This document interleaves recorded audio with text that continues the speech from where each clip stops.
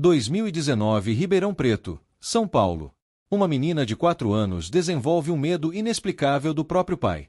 Choros desesperados, pesadelos constantes, comportamento regressivo, todos os sinais de que algo terrível estava acontecendo. Mas o quê? Por meses, o caso permaneceu um mistério doméstico sem solução. Marina Oliveira sabia que algo estava errado com sua filha Sofia, mas como suspeitar do impossível? Como imaginar que o homem que dormia ao seu lado, o pai da criança, estava escondendo um segredo monstruoso? A investigação policial revelaria que Roberto Silva não estava apenas levando a filha para a creche nas manhãs de terça e quinta-feira. Ele fazia um desvio, para uma mata isolada, onde cometia abusos sexuais contra a própria filha de 4 anos. 5 anos depois, através de depoimentos exclusivos e evidências chocantes, revelamos como uma babá corajosa desvendou um dos casos mais perturbadores de abuso infantil já registrados na região. Uma história que prova que os maiores monstros, às vezes dormem na cama ao nosso lado. Certifique-se de se inscrever no canal para não perder mais casos como este. Me conte nos comentários de onde você está assistindo. Era uma manhã típica de terça-feira em Ribeirão Preto quando Marina Oliveira notou algo estranho no comportamento da filha de 4 anos, Sofia. A menina, normalmente alegre e comunicativa, havia se tornado quieta e retraída nas últimas semanas.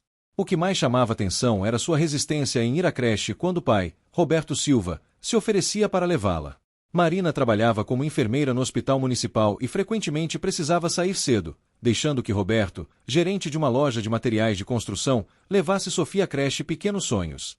Nos últimos 2 meses, toda vez que Roberto se preparava para sair com a filha, Sofia começava a chorar e se agarrava nas pernas da mãe, implorando para ficar em casa. Inicialmente, Marina atribuiu o comportamento a uma fase normal do desenvolvimento infantil. Crianças pequenas passam por períodos de ansiedade de separação, e Sofia sempre foi muito apegada à mãe. Roberto também tranquilizava a esposa, dizendo que era apenas uma fase e que Sofia ficava bem assim que chegavam à creche. Mas algo incomodava Marina profundamente. Sofia, que antes adorava contar sobre seu dia na creche, parou de falar sobre as atividades escolares. Quando questionada, a menina apenas balançava a cabeça e mudava de assunto.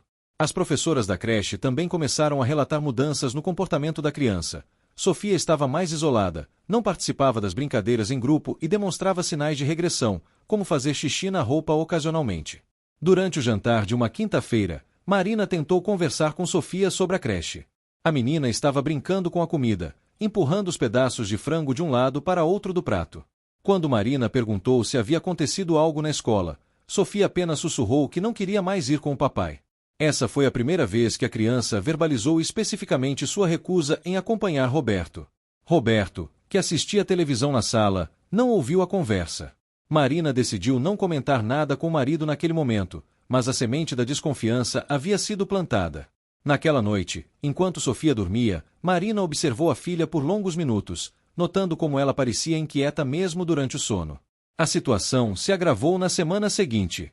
Sofia começou a ter pesadelos frequentes, acordando no meio da noite chorando e chamando pela mãe.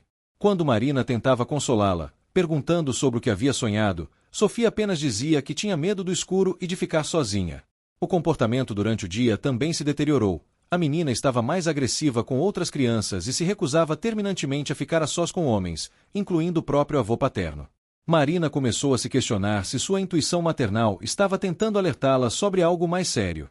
Decidiu conversar com a psicóloga da creche, que confirmou suas preocupações. Segundo a profissional, Sofia apresentava sinais compatíveis com trauma emocional, embora a causa ainda fosse desconhecida. Marina passou dias atormentada pela dúvida.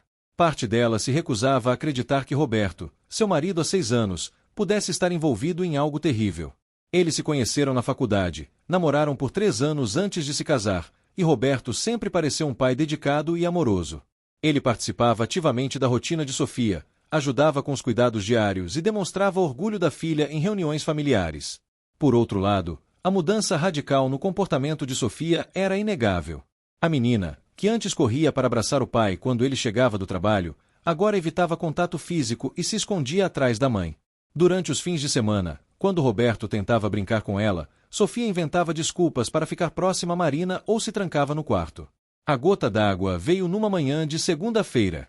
Roberto havia se oferecido para levar Sofia à creche porque Marina precisava chegar mais cedo ao hospital.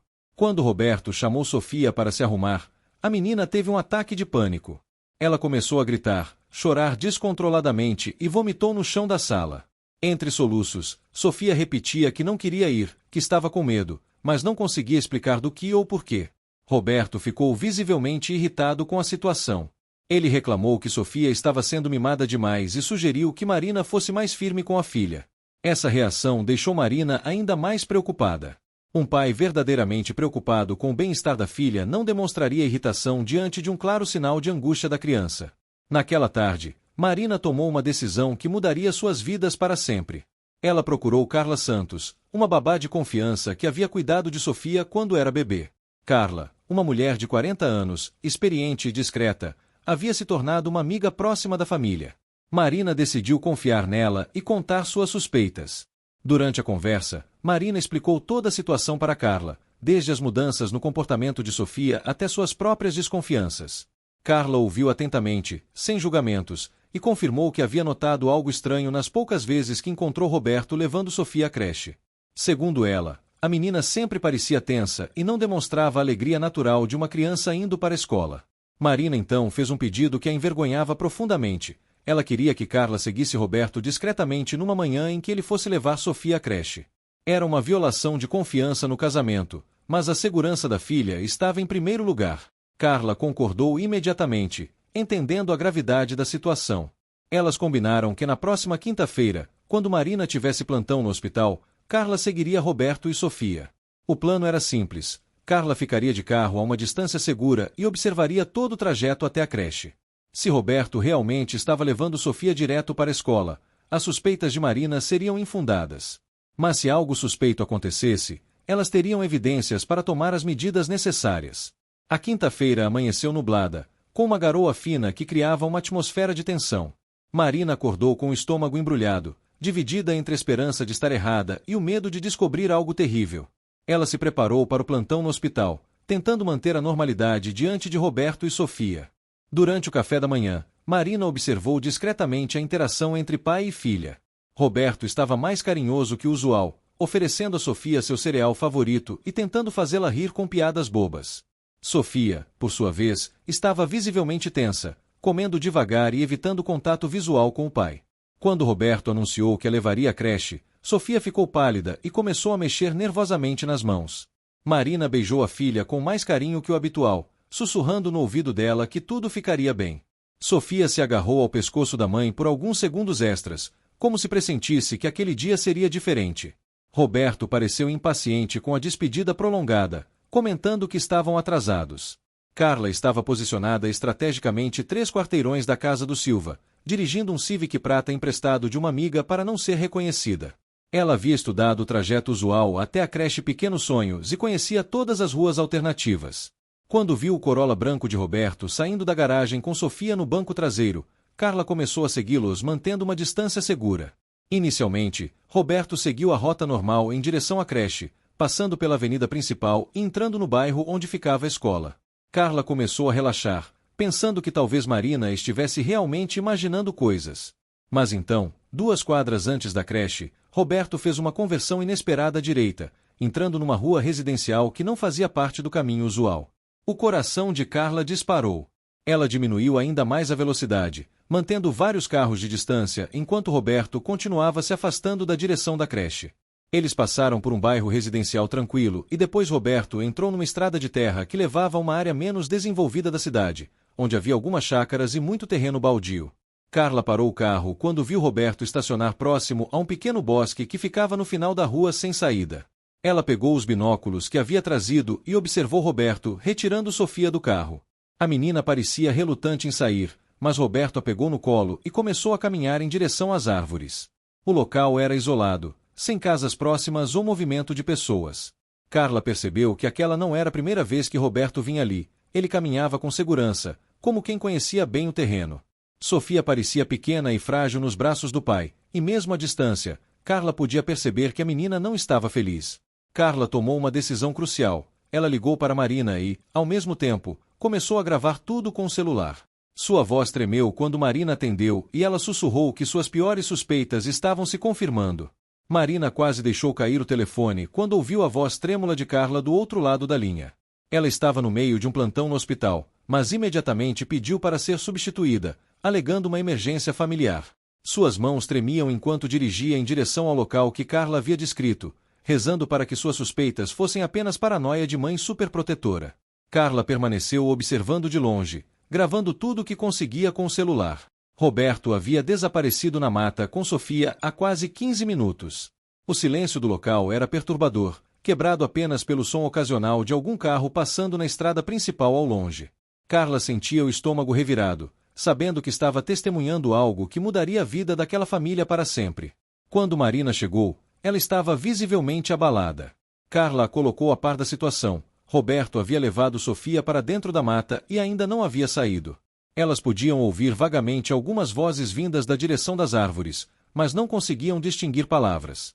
Marina quis sair correndo em direção à mata, mas Carla segurou, explicando que era importante ter evidências antes de confrontar Roberto. Foi então que elas ouviram um choro baixinho, quase imperceptível, mas inconfundível. Era Sofia. O som vinha da direção onde Roberto havia entrado com a menina. Marina sentiu suas pernas fraquejarem e precisou se apoiar no carro de Carla para não cair. A realidade do que estava acontecendo finalmente a atingiu em cheio. Seu marido estava abusando da própria filha. Carla continuou gravando enquanto Marina ligava discretamente para a polícia. Entre lágrimas, Marina explicou a situação para o atendente, fornecendo a localização exata e pedindo urgência. O atendente a instruiu a não confrontar o suspeito e manter distância até a chegada da viatura, mas Marina mal conseguia se controlar. Depois de mais alguns minutos que pareceram eternos, Roberto saiu da mata carregando Sofia. A menina estava visivelmente perturbada, com as roupas desarrumadas e o rosto manchado de lágrimas. Roberto, por sua vez, parecia calmo, como se nada tivesse acontecido. Ele colocou Sofia no carro e começou a se dirigir para a creche, provavelmente para manter a aparência de normalidade. Marina e Carla seguiram o carro a uma distância segura, gravando tudo. Roberto parou na creche e entregou Sofia normalmente, conversando brevemente com uma das professoras na entrada antes de ir embora. Para qualquer observador externo, parecia um pai normal deixando a filha na escola. Mas Marina e Carla sabiam a verdade terrível por trás dessa fachada. A viatura da polícia chegou poucos minutos depois de Roberto sair da creche. Marina mostrou as gravações que Carla havia feito e explicou toda a situação aos policiais.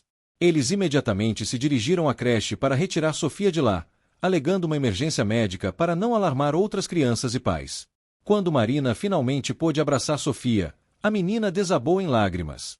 Entre soluços, Sofia sussurrou palavras que partiram o coração da mãe. Ela disse que o papai a levava para o lugar das árvores e fazia coisas que a machucavam, mas que ele havia dito que era um segredo especial entre eles e que ela não podia contar para ninguém. A Delegacia de Proteção à Criança e ao Adolescente de Ribeirão Preto nunca havia lidado com um caso que tocasse tantos investigadores quanto o de Sofia Silva. A delegada Patrícia Mendes, uma mulher experiente de 45 anos, especializada em crimes contra menores, assumiu pessoalmente a investigação. Ela havia visto muitas situações difíceis ao longo de sua carreira, mas casos envolvendo abuso intrafamiliar sempre a afetavam profundamente. O primeiro passo foi garantir a segurança de Sofia. A menina foi imediatamente encaminhada para exame médico no Instituto Médico Legal, acompanhada por Marina e uma psicóloga especializada em trauma infantil. Os resultados confirmaram as piores suspeitas. Havia evidências físicas de abuso sexual recente e sinais que sugeriam que os abusos vinham acontecendo há algum tempo. Paralelamente, a equipe de investigação foi até o local da mata onde Roberto levava Sofia. A área foi isolada e periciada minuciosamente. Os peritos encontraram evidências que corroboravam os relatos. Marcas no chão sugerindo o uso frequente do local, alguns objetos pessoais e vestígios biológicos que seriam posteriormente analisados em laboratório. Roberto foi preso em seu local de trabalho na tarde do mesmo dia. A abordagem foi discreta, mas eficiente. Quando os policiais se apresentaram com o mandado de prisão, Roberto inicialmente tentou negar qualquer irregularidade, alegando que apenas levava a filha para passear na natureza antes da creche. Sua versão era que Sofia gostava de ver os passarinhos e que era um momento especial entre pai e filha. No entanto, quando confrontado com as gravações feitas por Carla e os relatos de Sofia, Roberto começou a demonstrar sinais de nervosismo. Durante o interrogatório inicial, ele mudou sua versão várias vezes, primeiro negando tudo, depois minimizando os fatos e finalmente tentando justificar suas ações como demonstrações de carinho paternal mal interpretadas. A delegada Patrícia conduziu pessoalmente o interrogatório de Roberto. Com mais de 15 anos de experiência em crimes sexuais, ela conhecia bem as táticas usadas por abusadores para minimizar seus crimes e manipular a situação. Roberto apresentava o perfil típico, homem aparentemente normal, integrado socialmente, que usava sua posição de confiança e autoridade para silenciar a vítima. Durante as primeiras horas de interrogatório, Roberto manteve uma postura defensiva, alegando ser vítima de uma conspiração. Ele afirmava que Marina estava inventando a história toda porque queria se separar dele e estava usando Sofia como pretexto. Chegou a sugerir que Carla havia sido subornada para criar evidências falsas contra ele. Mas a pressão psicológica do interrogatório, combinada com as evidências cada vez mais conclusivas, começou a quebrar a resistência de Roberto. A delegada Patrícia era estratégica em sua abordagem, apresentando as provas de forma gradual e observando as reações do suspeito. Quando ela mostrou as gravações de Carla, Roberto ficou visivelmente abalado. O ponto de virada aconteceu quando a delegada informou Roberto sobre os resultados dos exames médicos de Sofia. Confrontado com evidências físicas inequívocas, Roberto finalmente não conseguiu mais manter sua versão de inocência. Ele permaneceu em silêncio por longos minutos, com as mãos tremendo e o rosto coberto de suor. A confissão, quando finalmente veio, foi parcial e cheia de justificativas. Roberto admitiu que havia tocado Sofia de forma inadequada, mas tentou minimizar a extensão dos abusos. Alegou que era um problema psicológico do qual não tinha controle e que amava a filha, nunca tendo a intenção de machucá-la. Era o discurso típico de um pedófilo tentando despertar compreensão e reduzir sua culpa. A psicóloga infantil doutora Luciana Ferreira foi designada para trabalhar com Sofia no processo de revelação e recuperação do trauma. Com 20 anos de experiência no atendimento a crianças vítimas de abuso sexual, ela sabia que cada palavra e cada gesto poderiam ser cruciais para o bem-estar futuro da menina. O primeiro encontro entre doutora Luciana e Sofia aconteceu numa sala especialmente preparada na delegacia, com brinquedos, livros e um ambiente acolhedor que não lembrava um local de investigação policial. Sofia estava acompanhada por Marina, que permaneceu presente durante toda a sessão, oferecendo o suporte emocional necessário para que a filha se sentisse segura. Inicialmente, Sofia estava retraída e desconfiada. Ela se escondeu atrás da mãe e se recusava a falar sobre qualquer coisa relacionada ao pai ou aos passeios na mata. Doutora Luciana usou técnicas lúdicas para estabelecer rapport com a menina, começando com atividades neutras como desenho e brincadeiras simples. Gradualmente, Sofia começou a relaxar e interagir mais naturalmente. O processo de revelação durou várias sessões. Doutora Luciana utilizou bonecos anatômicos e desenhos para ajudar Sofia a expressar o que havia acontecido sem forçar narrativas traumáticas. Lentamente, a verdadeira extensão dos abusos foi se revelando. Roberto não apenas tocava Sofia inapropriadamente, mas também a obrigava a tocar nele e a manter segredo sobre tudo. As revelações de Sofia foram devastadoras para Marina.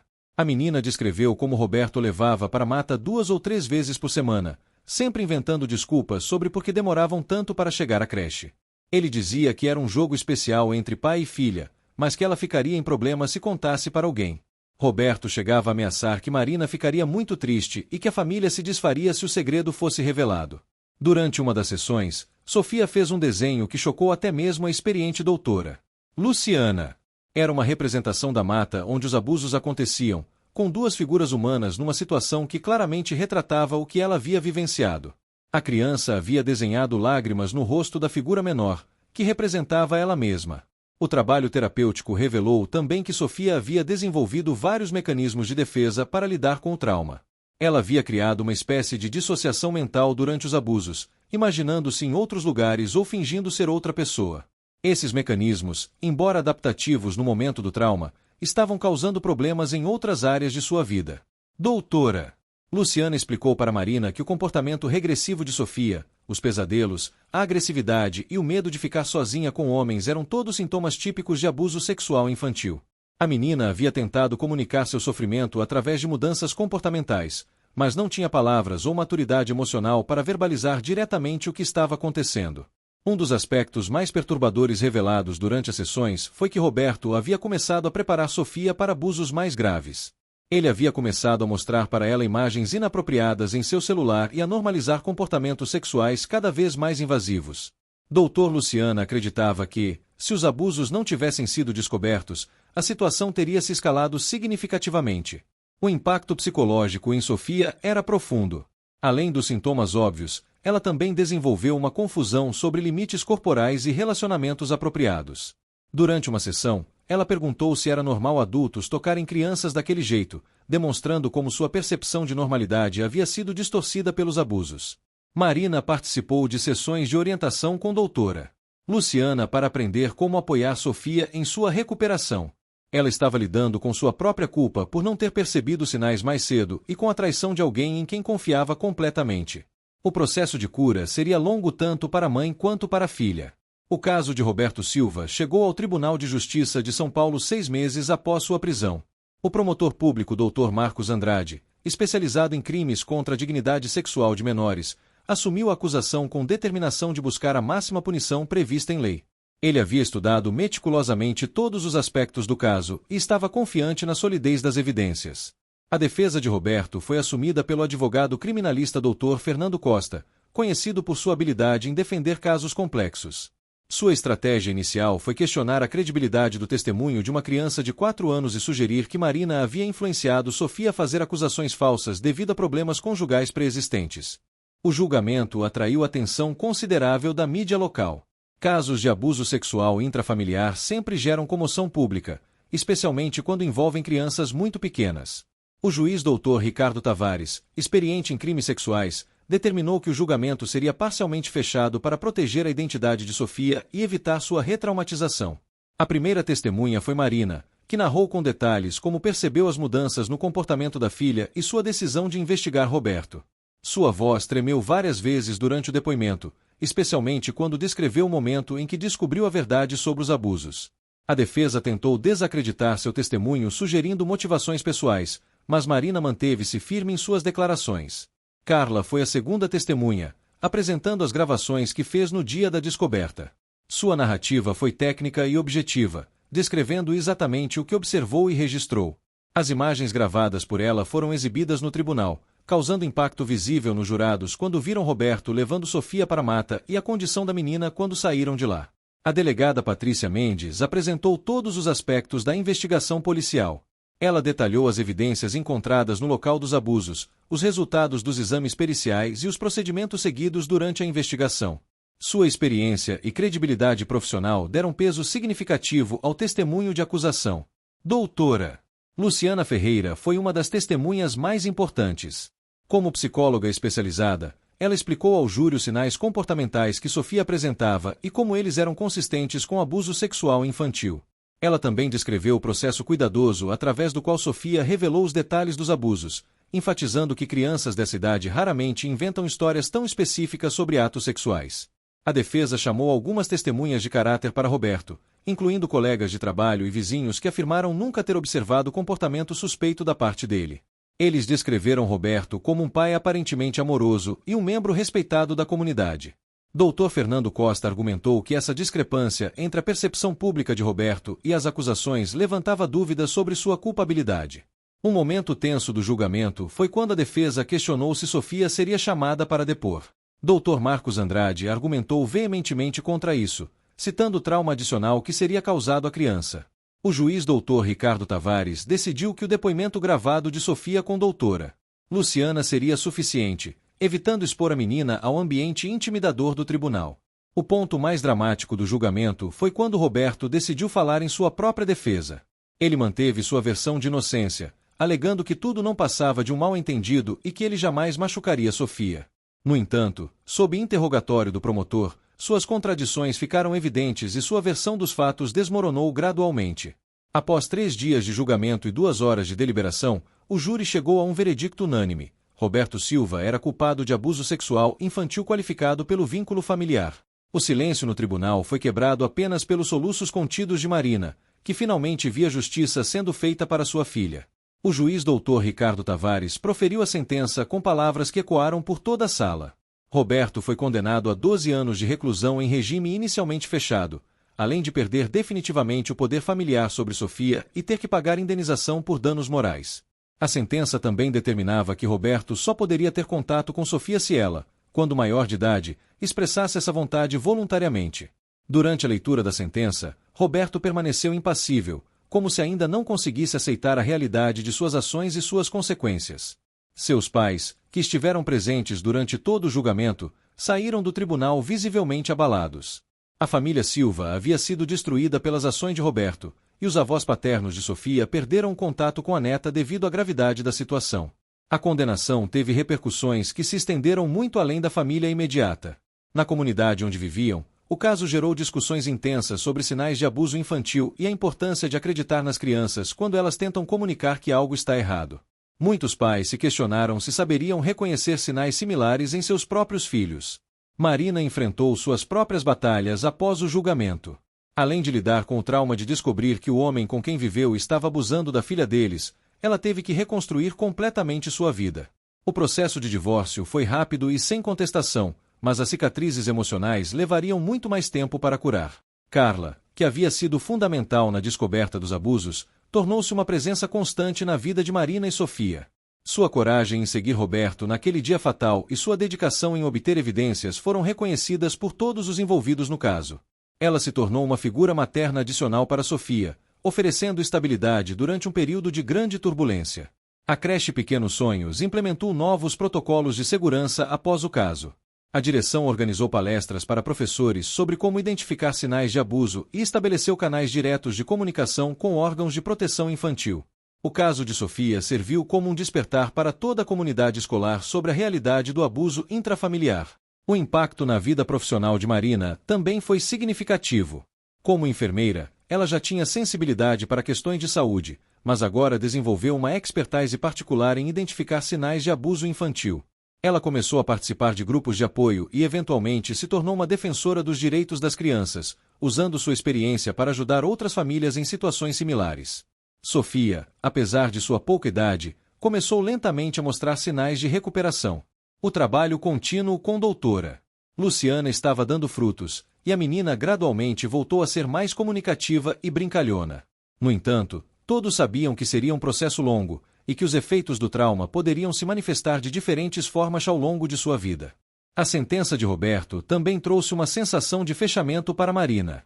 Embora nada pudesse desfazer o que havia acontecido com Sofia, saber que Roberto enfrentaria as consequências de suas ações proporcionou uma forma de justiça. Marina podia finalmente começar a focar completamente na recuperação da filha e na construção de um futuro seguro para ambas. 2 anos após o julgamento, Sofia estava frequentando uma nova escola em outro bairro de Ribeirão Preto. Marina havia tomado a decisão difícil de se mudar para dar um novo começo para ambas, longe dos lugares que guardavam memórias dolorosas. A nova escola tinha um programa especializado de apoio psicológico para crianças que passaram por traumas, e Sofia estava se adaptando bem ao ambiente acolhedor. O trabalho terapêutico com doutora Luciana continuava, mas agora com sessões menos frequentes. Sofia, aos 6 anos, havia desenvolvido vocabulário e maturidade emocional para expressar melhor seus sentimentos e processar suas experiências de forma mais saudável. Os pesadelos haviam diminuído significativamente, e ela voltou a dormir sozinha em seu quarto na maior parte das noites. Marina também estava fazendo terapia, trabalhando questões relacionadas à culpa, confiança e relacionamentos.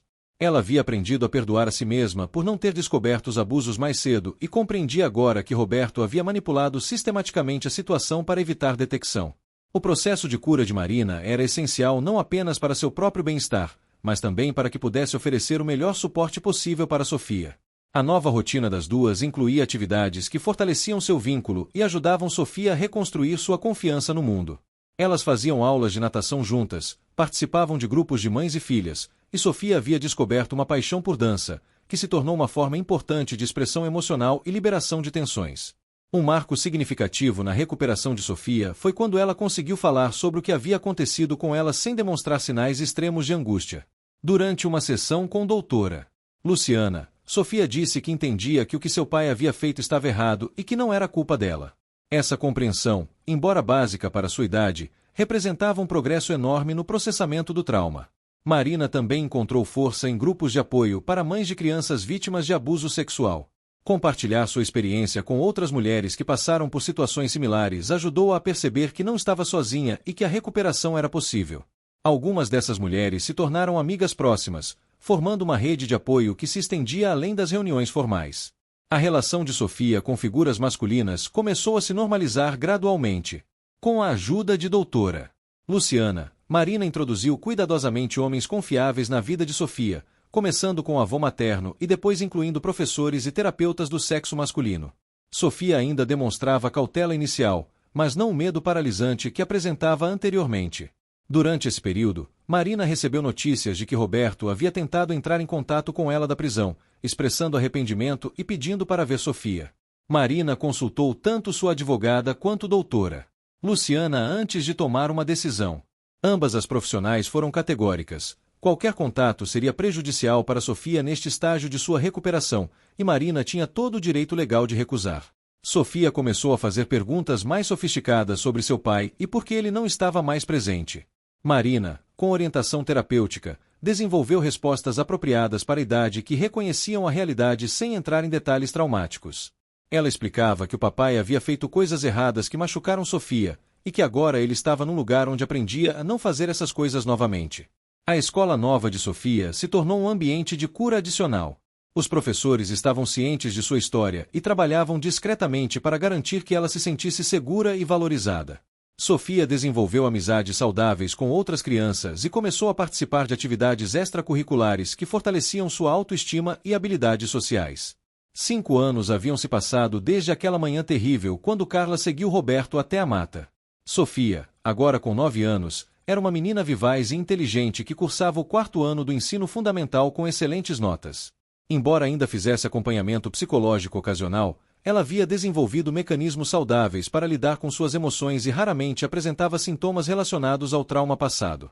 Marina havia encontrado um novo amor em Paulo, um professor de educação física da escola de Sofia que conhecia toda a história da família e oferecia apoio incondicional. O relacionamento se desenvolveu lentamente e com muito cuidado, sempre priorizando o bem-estar de Sofia. Depois de 2 anos de namoro, eles se casaram numa cerimônia pequena e íntima, com Sofia servindo como daminha e expressando genuína felicidade pela mãe. A adaptação de Sofia ao novo padrasto foi surpreendentemente natural. Paulo havia trabalhado com crianças por muitos anos e entendia a importância de construir confiança gradualmente. Ele nunca tentou substituir o papel do pai biológico, mas se tornou uma figura masculina positiva e estável na vida de Sofia. A menina passou a chamá-lo carinhosamente de tio Paulo e gradualmente desenvolveu uma relação afetuosa com ele. Roberto havia cumprido metade de sua sentença e estava próximo de ser transferido para regime semiaberto. Durante seus anos na prisão, ele participou de programas de reabilitação para agressores sexuais, mas Marina mantinha sua decisão de não permitir qualquer contato com Sofia. A menina, quando ocasionalmente perguntava sobre o pai biológico, demonstrava mais curiosidade do que angústia, sinalizando que havia processado adequadamente a situação. Carla continuava sendo uma presença importante na vida de Marina e Sofia. Ela se tornou madrinha de Sofia e uma confidente de Marina. Sua coragem naquele dia havia salvado Sofia de abusos ainda piores, e sua lealdade durante todo o processo legal e de recuperação a transformou em um membro da família por escolha. Sofia sempre se referia a ela como tia Carla e mantinha uma relação especial com ela. Doutora Luciana acompanhava Sofia apenas algumas vezes por ano agora, mais como medida preventiva do que por necessidade terapêutica urgente. Durante uma das últimas sessões, Sofia havia feito um desenho que contrastava drasticamente com aqueles primeiros desenhos sombrios de anos atrás. Desta vez, ela desenhou sua família, Marina, Paulo e ela mesma, todos sorrindo numa casa colorida com um jardim cheio de flores. Marina havia se tornado uma defensora reconhecida dos direitos das crianças em Ribeirão Preto. Ela participava regularmente de palestras em escolas e grupos comunitários, educando pais e profissionais sobre sinais de abuso infantil.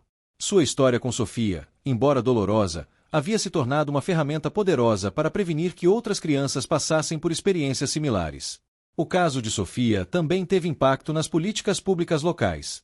A prefeitura implementou programas obrigatórios de treinamento para funcionários de creches e escolas sobre identificação e prevenção de abuso infantil. O protocolo desenvolvido após o caso ficou conhecido como Protocolo Sofia e foi adotado por outras cidades da região. Durante uma conversa casual numa tarde de domingo, Sofia surpreendeu Marina ao dizer que queria ser psicóloga quando crescesse, para ajudar outras crianças que passaram por coisas ruins. Essa declaração mostrou não apenas sua maturidade emocional, mas também como ela havia transformado sua experiência traumática em fonte de força e propósito futuro. Marina olhou para a filha brincando no quintal com Paulo, e percebeu que eles realmente haviam conseguido construir uma nova vida. O trauma do passado sempre seria parte de sua história, mas não definia mais o futuro delas. Sofia era uma sobrevivente forte, e juntas elas haviam provado que é possível curar, crescer e encontrar felicidade novamente, mesmo após as experiências mais devastadoras. O segredo da mata havia sido revelado, a justiça havia sido feita, e agora elas podiam finalmente viver em paz. Se você chegou até aqui e quer ver mais histórias como esta, te convido a se inscrever no canal e ativar o sininho de notificações para não perder nenhuma história. Deixe seu like para que possamos continuar compartilhando mais histórias como esta. Até a próxima!